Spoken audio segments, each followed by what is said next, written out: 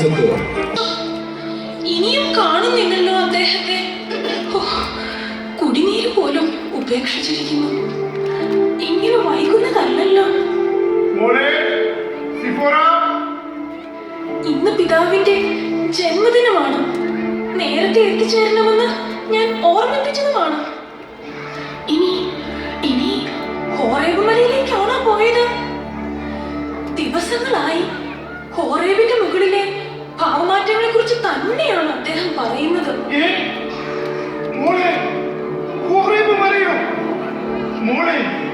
നിനക്കറിവുള്ളതല്ലേ, ആ മലയിലേക്ക് കയറാൻ ആരും ഇതുവരെ ധൈര്യം കാണിച്ചിട്ടില്ല.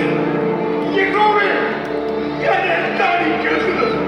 ഹോറേബിലേക്ക് കയറാൻ ശ്രമിച്ച പലരും തിരിച്ചെത്തിയിട്ടും കേൾക്കാൻ ആഗ്രഹിച്ചതല്ലോ കേൾക്കുന്നത്.